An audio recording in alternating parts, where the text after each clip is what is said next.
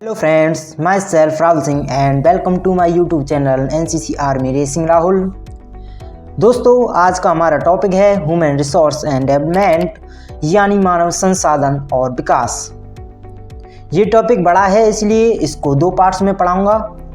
आप जानते ही होंगे एनसीसी में ये टॉपिक कितना महत्वपूर्ण है, इसलिए मैं आपको इसके महत्वपूर्ण बिंदुओं को ही पढ़ाऊंगा। तो इसका पहला प्रश्न पढ़ते हैं। पहला प्रश्न क्या कहता है? मानव किन किन संसाधनों का प्रयोग कर कर अपना विकास कर सकता है? मानव को अपने विकास के लिए मानव को अपने विकास के लिए संसाधनों का अभाव नहीं है। प्रकृति ने उसे सब कुछ दिया है, जैसे खेत खलिहान, पेड़ पौधे, फल फूल, नदी पहाड़, वर्षा आंधी तूफान, सर्दी गर्मी, जीव जंतु, पशु पक्षी, अतः धातु भंडार, ऊर्जा भंडार, सूरज चांद आदि। इन सब का उपयोग और उपभोग करके मानव अपना विकास कर सकता है। तो ये हमारा पहला प्रश्न हो चुका। अब दूसरा प्रश्न पढ़ते हैं। सामाजिक प्रत्यक्षीकरण एवं निर्णय को प्रभावित करने वाले कारक कौन कौन से हैं? लिखो।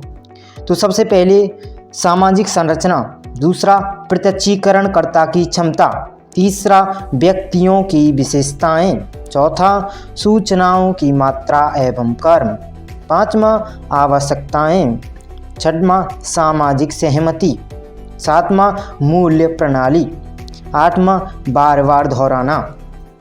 ये आपको पता ही है कितने महत्वपूर्ण प्रश्न करा रहा हूँ मैं इस समय आपको, और एनसीसी में आने वाले ये प्रश्न हर वर्ष आते हैं, तो आप इन पर ध्यान दीजिए।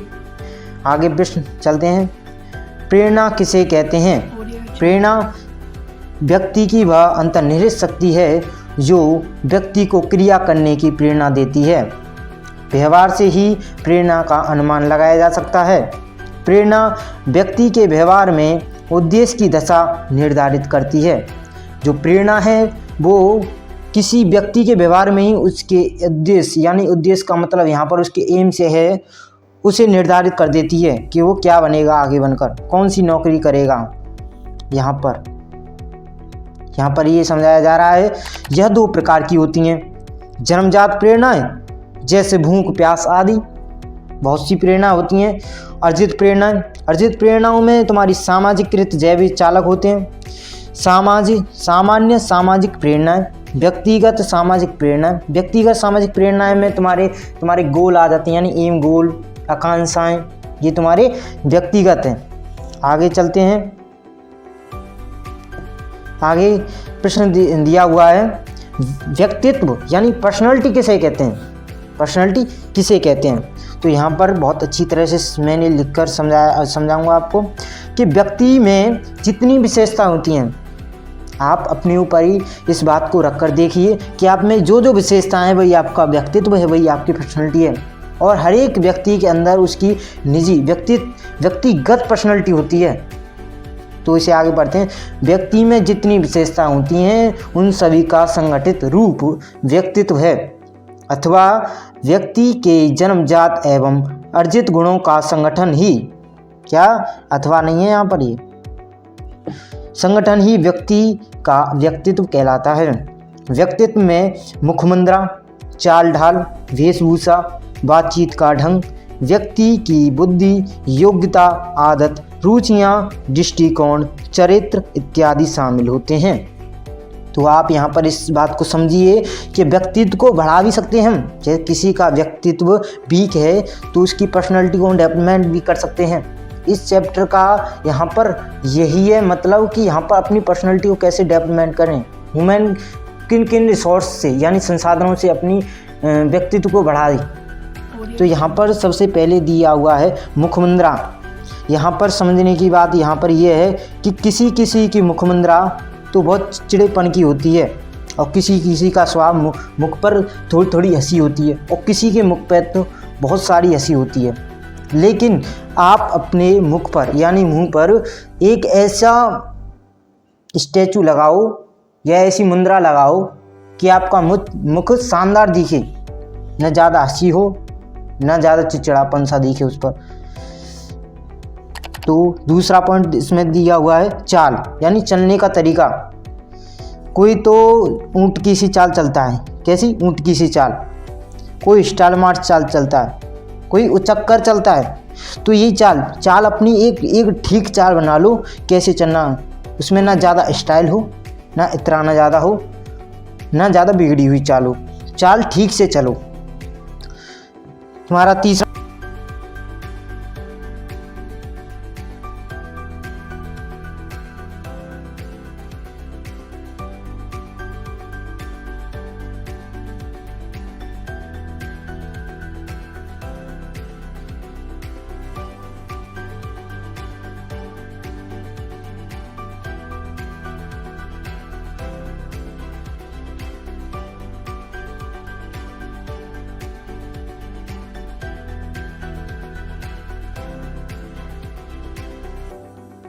बातचीत का ढंग किसी का गाली गलौज देकर होता है तो किसी का सम्मान, किसी को सम्मान देकर बातचीत करता है, कोई किसी को आदर से बातचीत करता है। किसी के बातचीत के ढंग में इतना प्रेम भाव होता है बहुत। तो आप अपनी बातचीत के ढंग को सुधारिए तो आपकी पर्सनैलिटी ज़रूर सुधरेगी। और लास्ट में तुम्हारी व्यक्ति की बुद्धि और योग्यता। व्यक्ति में कितनी बुद्धि है, वो कितना चालाक है, चतुर है, कितना पढ़ाई में अपना मन रुचि लगाता, आदत, उसकी आदतें, योग्यता।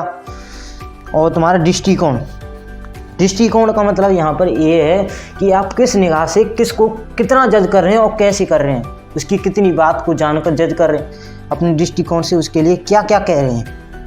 आगे है चरित्र। आपका चरित्र बहुत इम्पोर्टेंट है।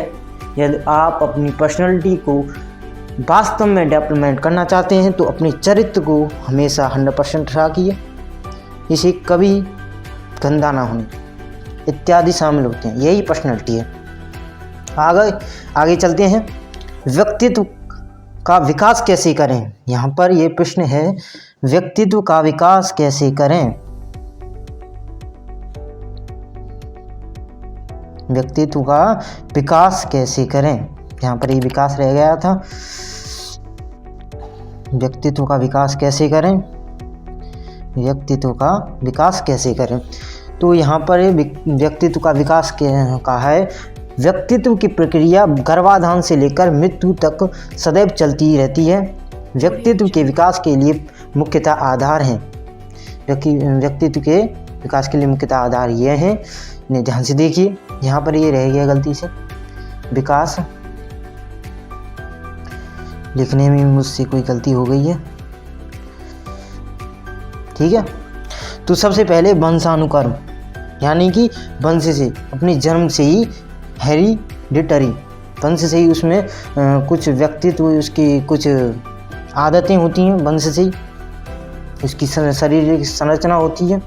दूसरा है पर्यावरणीय, एनवायरमेंटल व्यक्तित्व। तो ये व्यक्तित्व आपके समाज से आपको मिलेगा। आप समाज में देखकर, किसी से सीखकर इस व्यक्तित्व को अपनाओगे, तभी आपका व्यक्तित्व आगे बढ़ेगा। तीसरा है आदत।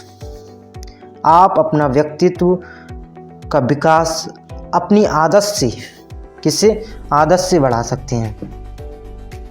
आदत में है पॉइंट कुछ संकल्प, यानी अपनी आदत को सुधारने के लिए सबसे पहले आप संकल्प कीजिए, फिर क्रियाशीलता, उस पर कार्य कीजिए, फिर निरंतरता, कंटिन्यूटी, रोजाना कीजिए उस चीज़ को, और अभ्यास लगातार कीजिए।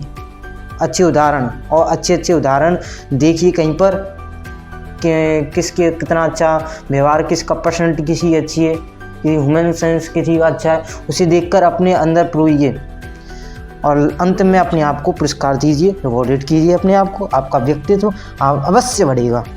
आगे चलते हैं। नागरिक, सिटीजन किसे कहते हैं, सिटीजन किसे कहते हैं। तो सिटीजन का यहाँ पर मतलब है नागरिक। नागरिक सबसे पहले नागरिक 18 साल से ऊपर का व्यक्ति होती है, उसे ही हम नागरिक कहते हैं। 28 साल से जो नीचे होता है उसे हम युवा कहते हैं, पूर्ण युवा नहीं कहते, पर इसे हम परिभाषा के माध्यम से आपको समझाते हैं। नागरिक उस व्यक्ति को कहते हैं जो राज्य के प्रति भक्ति रखता हो तथा उसे राजनीति व सामाजिक अधिकार प्राप्त हो, और जो लोक सेवा, यहाँ पर क्या है, लोक सेवा, यहाँ पर जो लोक सेवा की भावना से प्रेरित हो। लोक, जो लोक सेवा की भावना से प्रेरित हो। तो लोक रह गया, आप स्क्रीनशॉट लेते समय इसको जरूर लिख लें। आदर्श न, अगला प्रश्न पढ़ते हैं। आदर्श नागरिक के गुण लिखो। आदर्श नागरिक के गुण। आदर्श नागरिक के निम्न गुण हैं: बुद्धि, आत्म संयम, जागरूकता, उत्तम स्वास्थ्य, सुशिक्षा, कर्तव्य परायणता, मताधिकार का उचित प्रयोग, निस्वार्थ होना, मितव्ययिता, परिश्रमी तथा परोपकारी, दलबंदी से दूर, कानूनों का पालन, देशभक्त। तो आप इसका स्क्रीनशॉट लेना चाहते हैं तो मैं एक बार फिर से इसे ऊपर नीचे कर देता हूँ, आप स्क्रीनशॉट ले सकते हैं। यहाँ पर कुछ ब्लर हो रहा है तो इसे देख लीजिए। पहला प्रश्न स्क्रीनशॉट ले लिए, दूसरा इसका भी ले लीजिए, तीसरा प्रश्न, चौथा प्रश्न, पांचवा प्रश्न, छठा और सातवां प्रश्न। इसमें जो मैंने लोक सेवा यहाँ पर लिखी, लोक और यहाँ पर विकास, इसे और लिख लीजिए ना।